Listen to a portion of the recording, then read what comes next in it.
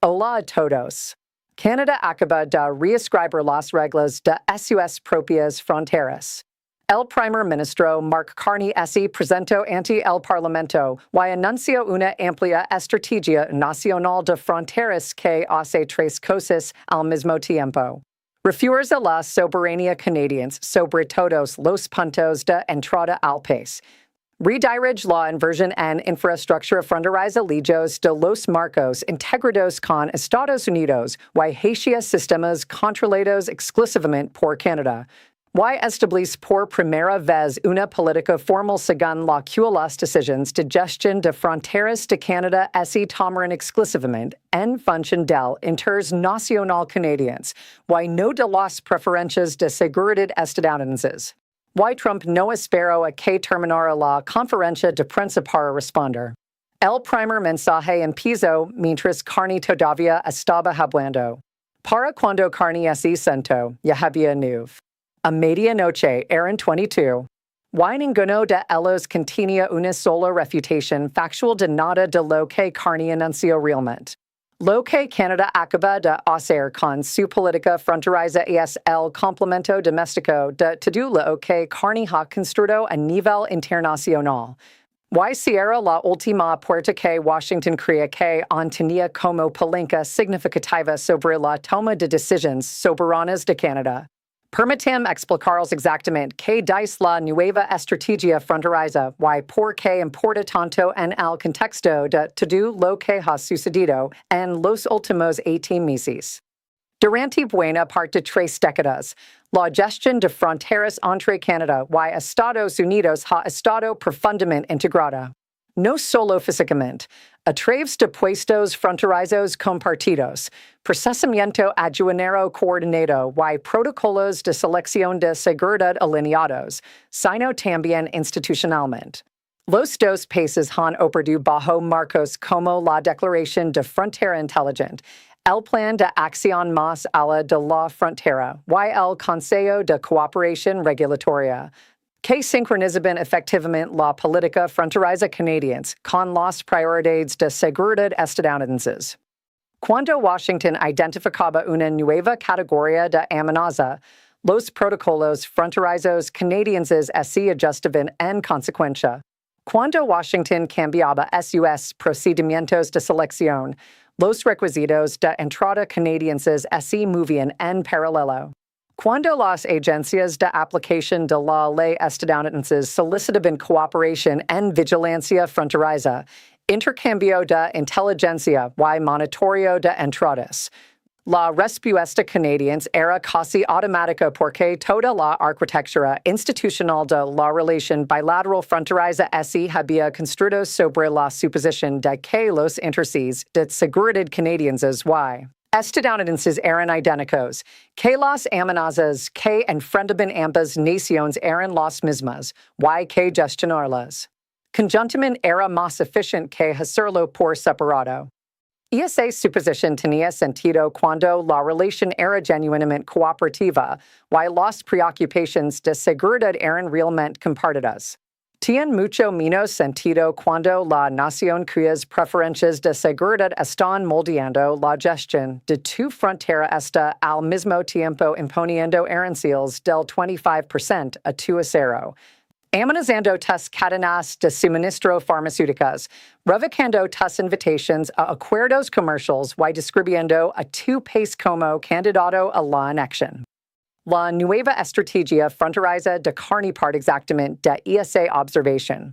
Afirma con la calma precisión que se ha convertido en la firma de todo lo que hace su gobierno que la gestión de fronteras canadienses debe basarse en evaluaciones de amenazas canadienses, análisis de riesgos canadienses y interés nacional canadiense. Y que, en Canadá sigue comprometido con la cooperación con todos los socios internacionales, incluida Estados Unidos. La cooperación es una elección bilateral que requiere respeto mutuo y no un default institucional que opera independientemente de cómo funciona la relación más amplia. Ahora, aquí es donde la cosa se pone seria. Porque la estrategia no es solo una declaración filosófica sobre la soberanía canadiense. Es una política específica, financiada, dedicada operacionalmente con medidas concretas en 5 áreas que colectivamente representan la reestructuración más significativa de la gestión de fronteras canadienses en una generación. La primera área es la soberanía de la infraestructura fronteriza. Carney anunció $3.200 millones en nueva inversión en infraestructura fronteriza canadiense que será diseñada, construida, operada y controlada íntegramente por agencias canadienses bajo reglas de contratación canadienses, sin requisitos obligatorios de interoperabilidad con sistemas estadounidenses. Esto incluye nuevas instalaciones de la Agencia de Servicios Fronterizos de Canadá, CBC, en todos los cruces terrestres principales, nuevas plataformas tecnológicas aduaneras canadienses que procesan datos de viajeros y mercancías a través de servidores canadienses bajo ley de privacidad canadiense en lugar de sistemas integrados que comparten datos automáticamente con agencias estadounidenses, y nuevas instalaciones de inspección portuaria canadienses en las costas atlántica y pacífica, que dan a Canadá la capacidad de realizar inspecciones aduaneras y de seguridad independientes sin pasar por cadenas logísticas alineadas con Estados Unidos. La inversión en infraestructura está diseñada específicamente para garantizar que Canadá pueda gestionar sus fronteras de forma completa y efectiva, sin depender del acceso a sistemas estadounidenses, plataformas tecnológicas estadounidenses y cooperación institucional estadounidense. En términos de gestión fronteriza, es el equivalente de lo que Fortaleza Canadá está haciendo con las cadenas de suministro. Construir la capacidad soberana para operar independientemente de la infraestructura estadounidense. La segunda área es el reinicio de la política de entrada. Carney anunció una revisión exhaustiva de todos los marcos bilaterales de entrada existentes con Estados Unidos. Cada acuerdo, cada protocolo, cada memorando de entendimiento que actualmente sincroniza las decisiones de entrada canadienses con las clasificaciones de seguridad estadounidenses. La revisión tomará 90 días.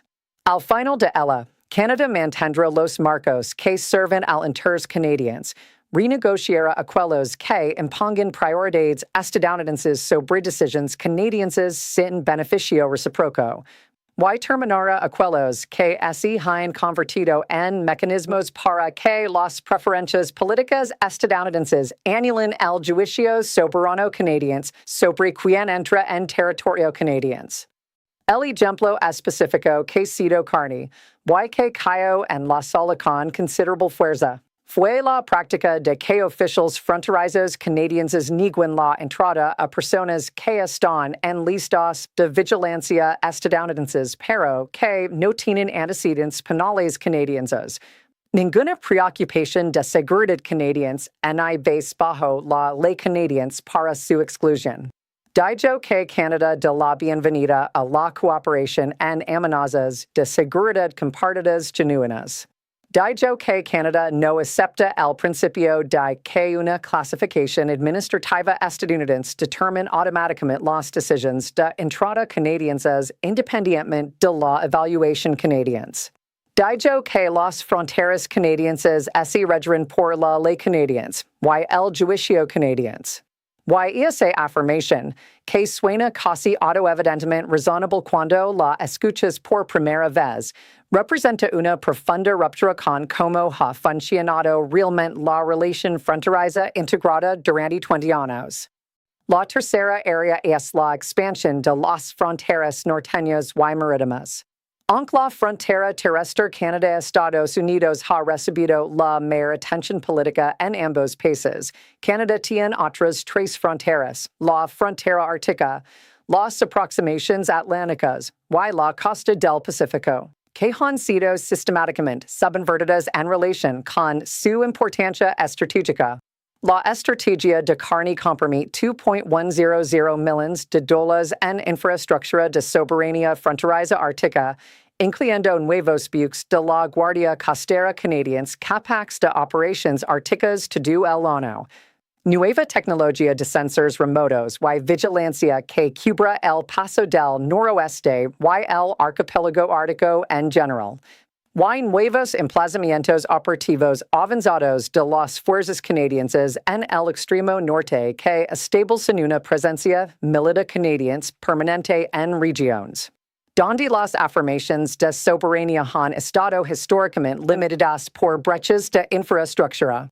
Las inversiones marítimas cubren nueva capacidad de inspección en puertos atlánticos y pacíficos, nueva capacidad de aplicación de la ley pesquera canadiense y nueva infraestructura digital de gestión fronteriza que da a Canadá visibilidad en tiempo real sobre sus aproximaciones marítimas independiente de los sistemas de vigilancia estadounidenses. La dimensión norteña y marítima de la estrategia tiene el horizonte temporal más largo y las implicaciones estratégicas más profundas porque el Ártico está ganando importancia económica y militar a un ritmo que nadie pronosticó hace 20 años. Las reclamaciones de soberanía ártica de Canadá, que ocasionalmente han sido cuestionadas tanto por Estados Unidos como por otras naciones árticas, solo son creíbles en la medida en que Canadá tenga capacidad para hacerlas cumplir y administrarlas.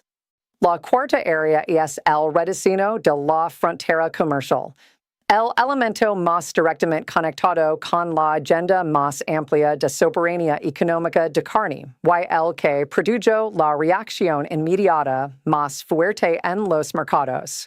La estrategia anuncia que Canadá rediseñará su infraestructura fronteriza comercial para servir a los flujos de comercio diversificados que el Manifiesto de Davos, el GMPC, el marco con China y otros están generando colectivamente.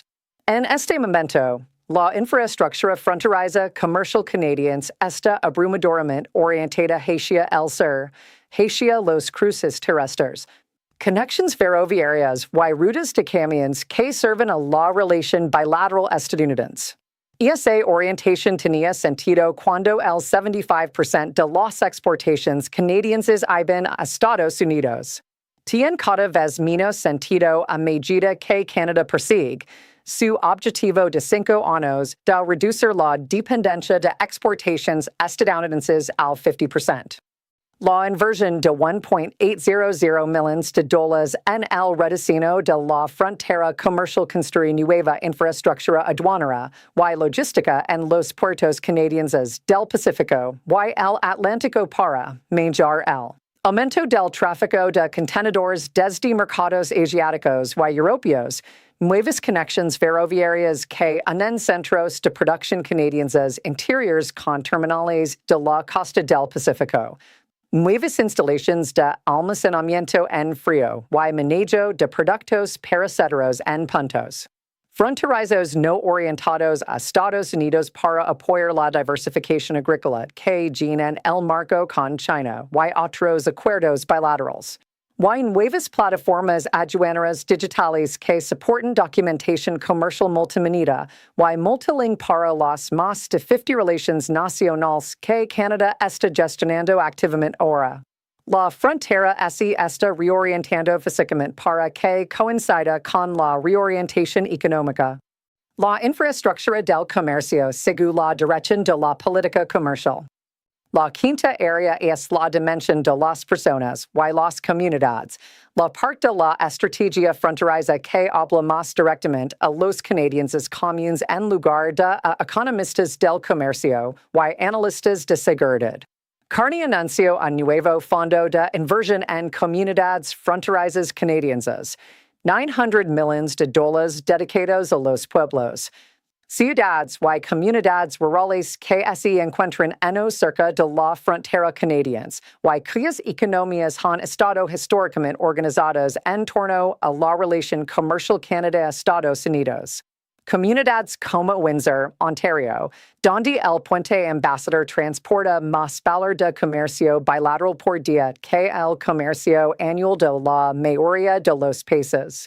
Comunidades como Emerson, Manitoba, Donde la economía agrícola está profundamente integrada con los mercados agrícolas estadounidenses, y comunidades como Abbotsford, Columbia Británica, donde las relaciones comerciales transfronterizas se han construido durante generaciones.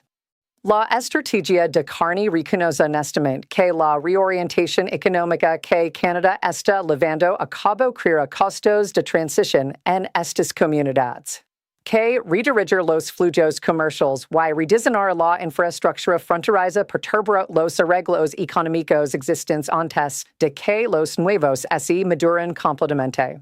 El fondo de $900 millones está diseñado específicamente para apoyar a esas comunidades durante la transición mediante capacitación laboral, apoyo a la diversificación empresarial, financiamiento para adaptación de infraestructura y inversión directa en comunidades que soportan los costos más concentrados de un giro económico nacional cuyos beneficios se distribuyen por todo el país. Ahora, aquí es donde se vuelve genuinamente extraordinario, porque la reacción de Trump a la estrategia fronteriza no fue solo políticamente intemperante, fue estratégicamente reveladora.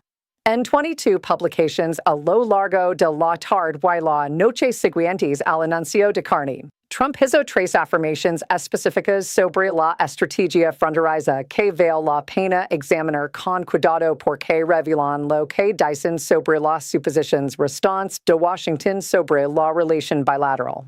La primera afirmación fue que las medidas de soberanía fronteriza de Canadá eran una amenaza para la seguridad nacional estadounidense porque la gestión integrada de fronteras era esencial para detener el terrorismo, el tráfico de drogas y la inmigración ilegal.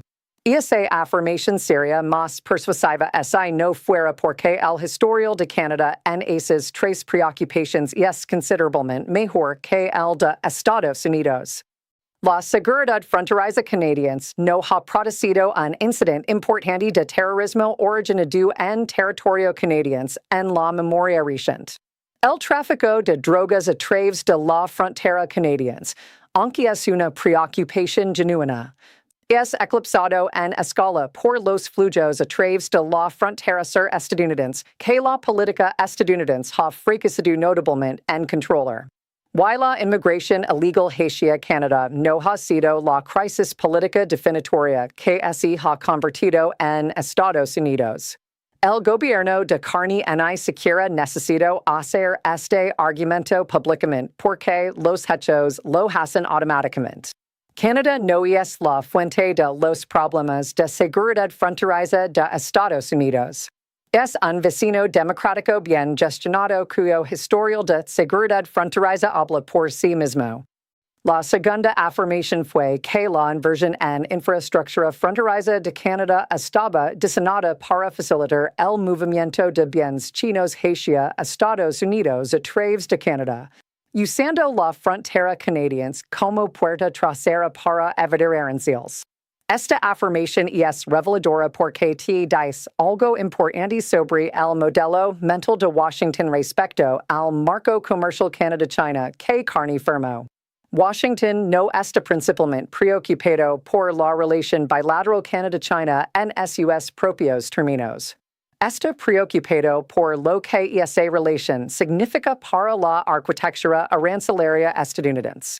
El miedo es que los puertos canadienses se convierten en puntos de entrada para bienes chinos que se procesan o fabrican parcialmente en Canadá y luego se exportan a Estados Unidos libres de aranceles bajo las disposiciones de origen del CUSMA. Carney lo aborda directamente y sin dramatismo. La aplicación de reglas de origen de Canadá es rigurosa. Está sujeta a los mecanismos de verificación del CUSMA que ambas naciones acordaron. Y no se usará para facilitar la ilusión de aranceles de bienes de ningún tercer país. Canadá no está interesada en convertirse en una instalación de lavado de aranceles. Está interesada en construir una relación comercial bilateral genuina con China que sirva a los intereses canadienses. Esas son cosas diferentes. Y la confusion entre ellos revela más sobre la ansiedad estadounidense que sobre la intención canadiense. La tercera afirmación fue la que produjo la reacción más fuerte en el Parlamento canadiense cuando se leyó en el registro a la mañana siguiente. Trump afirmó que las medidas de soberanía fronteriza de Canadá eran prueba de que Carney estaba construyendo un muro contra Estados Unidos, y que Canadá había elegido a sus enemigos sobre sus amigos. La respuesta de Carney, entregada en el periodo de preguntas de la mañana con la misma precisión, sin prisa, que trae cada intercambio, fueron tres oraciones. Canadá no está construyendo un muro. Canadá está construyendo una frontera. Toda nación soberana tiene una. La distinción entre un muro, una barrera diseñada para excluir, y una frontera, un límite administrado que gestiona el movimiento de personas, y bien, según la ley, no es sutil. Pero su invocación en este contexto fue precisa y efectiva porque el lenguaje del muro proviene de una tradición política que lo ha usado para describir un tipo específico de barrera exclusionaria en una frontera estadounidense específica en un contexto político específico. Aplicarlo a la inversión de Canadá en infraestructura de gestión fronteriza profesional no es una descripción factual. Es una provocación política. Y responder con una distinción factual en lugar de una contraprovocación política es exactamente el movimiento correcto para un gobierno sea estrategia completa. Depende de mantener la posición moral alta en cada intercambio. La reacción internacional a la estrategia fronteriza fue ampliamente de apoyo en los términos que más importan. No declaraciones diplomáticas entusiastas, sino compromiso concreto con la sustancia de lo que Canadá anunció. Los signatarios del manifiesto de Davos con fronteras terrestres o marítimas significativas emitieron declaraciones de interés en el modelo de infraestructura fronteriza canadiense. Varios miembros del GMPC pidieron briefings técnicos sobre el desarrollo de la plataforma aduanera digital de Canadá. La Administración de la Unión Aduanera de la Unión Europea contactó a funcionarios comerciales canadienses en 48 horas para discutir posible armonización de estándares de documentación comercial digital. Y tres grandes fondos soberanos de miembros de los estados del Golfo de los marcos energéticos bilaterales de Canadá contactaron al Ministerio de Comercio canadiense para preguntar sobre oportunidades de inversión en infraestructura en el componente de expansión de puertos del Pacífico del rediseño de la frontera comercial. El mundo no está reaccionando a la estrategia fronteriza de Canadá como un gesto nacionalista provocador. Está reaccionando a ella como una país sofisticada de planificación de infraestructura nacional que casualmente tiene implicaciones internacionales significativas. Aquí es lo que esto significa en el nivel que define la posición de Canadá hacia adelante. La estrategia fronteriza completa algo. Cierra la última brecha en la arquitectura de la soberanía económica canadiense que Carney ha estado construyendo durante 18 meses. La arquitectura financiera está completa. El mecanismo de liquidación soberano, las líneas de swap, el mandato de adquisición nodula. La arquitectura de cadenas de suministro está completa. Fortaleza Canadá, el marco de minerales críticos, la capacidad de fabricación farmacéutica. La arquitectura comercial está completa, el manifiesto de Davos, el GMPC, el marco con China, el grupo de trabajo de energía BRICS Plus. Y ahora la arquitectura fronteriza está completa, la infraestructura soberana, el reinicio de la política de entrada, la inversión ártica y marítima, el rediseño de la frontera comercial, el Fondo de Transición Comunitaria. Cada puerta a través de la que la presión externa podía convertirse en vulnerabilidad económica interna ha sido identificada, abordada y cerrada sistemáticamente. No con hostilidad, no con muros, sino con inversion, politica y la construcción paciente de capacidad que hace que la dependencia sea una elección en lugar de una necesidad. Así que, aquí es donde estamos. Carney anunció una estrategia fronteriza que compromete $8.000 millones de dólares en 5 áreas: infraestructura fronteriza soberana, reinicio de la política de entrada, expansión ártica y marítima, rediseño de la frontera comercial para flujos diversificados y inversión de transición comunitaria. Trump respondió con 22 publications, 3 afirmaciones sin respaldo factual y 0 contramedidas políticas concretas. La estrategia cierra la última brecha arquitectónica en el proyecto de soberanía de 18 meses de Canadá. Los socios internacionales reaccionaron con compromiso técnico en lugar de teatro diplomático. Y la frontera de Canadá, gobernada por la ley canadiense, gestionada por agencias canadienses, construida con inversión canadiense, sirviendo al interés nacional canadiense. Y es ahora inequívocamente exactamente eso. Si esta historia te ayudó a entender el significado completo de lo que Canadá acaba de hacer y por qué la reacción de Trump revela más sobre las ansiedades restantes de Washington que sobre cualquier falla genuina en la política canadiense. Deja un comentario diciendo que crees que será el próximo punto de presión en esta relación y suscribir porque la arquitectura está completa, pero la historia no. Y el próximo capítulo ya está formando .1.3 expert.